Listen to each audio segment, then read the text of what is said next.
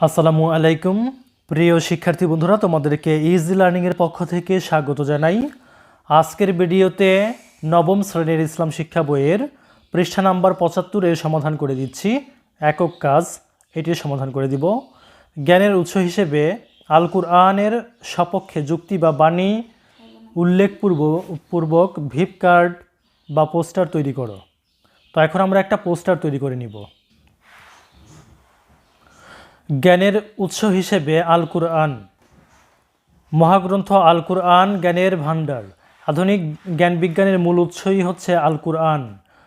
অন্য কোনো ধর্মগ্রন্থে এই বৈশিষ্ট্য নেই। এতে রয়েছে ভ্রূণবিদ্যা, শারীরবিদ্যা,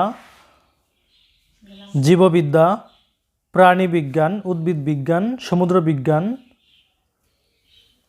ভূতন্ত্র বিজ্ঞান, পদার্থবিজ্ঞান, জ্যোতির্বিজ্ঞান, সমাজবিজ্ঞান, ভাষা বিজ্ঞান, সমর বিজ্ঞান ও মহাকাশ বিজ্ঞান প্রভৃতি।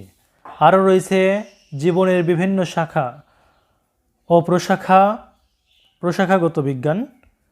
সে হিসেবে কুরআনের প্রতিটি আয়াতই বিজ্ঞান বহন করে। মহান আল্লাহ বলেন, বিজ্ঞানময় কুরআনের শপথ। সূরা ইয়াসিন আয়াত ২।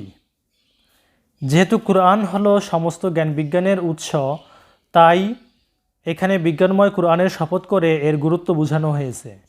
কুরআন থেকে বিজ্ঞানের চর্চা করেই মুসলমানরা কয়েক শতাব্দী ব্যাপী বিশ্বে বিজ্ঞানের অগ্রনায়ক ছিল।